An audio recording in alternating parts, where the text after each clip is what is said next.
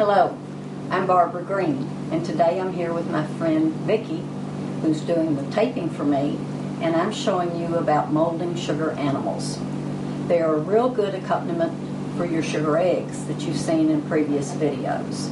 I have a DVD on molding sugar animals and eggs. I have a book that covers sugar molding fondant. There's also sugar dishes involved. Some of the patterns are for stand-up eggs. Some are for Christmas designs. And quite a bit of information on molding the animals.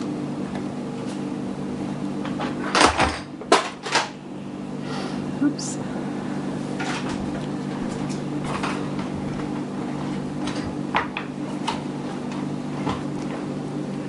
Sorry for that. Things happen. I'm going to cover one more time coloring the little animals. For the cheeks on the rabbits and the sugar eggs, I'm using luster dust, which is a powdered food coloring, and I'm just brushing it on with a soft brush. Now, once you've used your brushes for cake decorating, don't use them again for painting. You want to use separate brushes for painting and separate brushes for food. Now, in the previous demo, I was coloring the eyes on the chicken, and one did fine, but this is an example of when sugar runs. So that would have ruined this one little chicken because the coloring was too thin.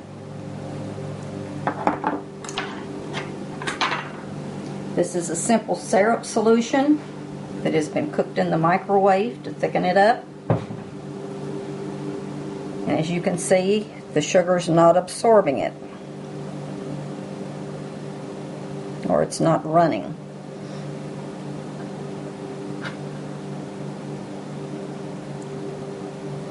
Now just put a dot for his little eye.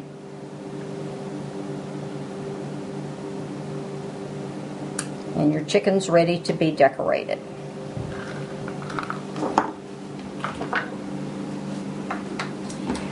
You can use several different things for the bases of these little animals. Some of the larger animals that you saw previously have a bigger base, and they don't need a separate base to stand up. But the little chicken has such a small base that you want to put him on another sugar piece. This is a Jell-O mold. It's an antique. I've had it for years. That works fine for a base. This is the sugar that was molded in this. This was a Jell-O pan, plastic.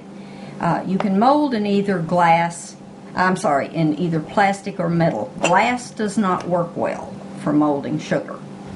These are just little tart pans, different shapes.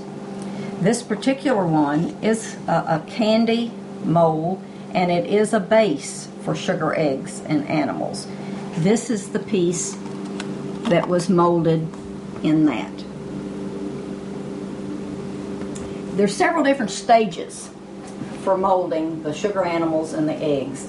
You have to wait in between. So that's why I rarely or never make one of anything, because there's drying time between each of the different processes.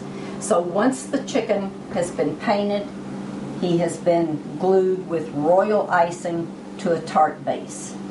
You want that to have dried thoroughly before you start to do the decorating on it. Once dried completely, you can add your royal icing greenery. Now I'm using a number 5 tip. This little chicken, the grass was added with a number 233 grass tip. It was rather difficult to handle, and it didn't do as well as doing the blades of grass separately. This chicken, the greenery, is just done with a leaf tip, a number 68 leaf tip. Now once your chicken has dried thoroughly to the base, you can pick it up and turn it upside down when you're adding your greenery. And that way it can fall back on the chicken.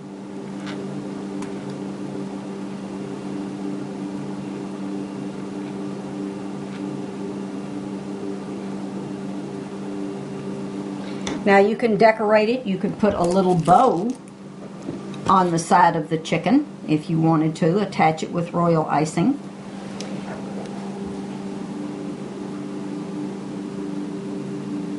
This is a miniature egg with a miniature chicken in it, and I'm going to add it to the front of this by adding a little bit of icing and sticking that down. Then I'm going to add some flowers and another little egg. These are candy sprinkles. They're little flowers. They can be added as well. Just sprinkle them down and let them stick in the icing.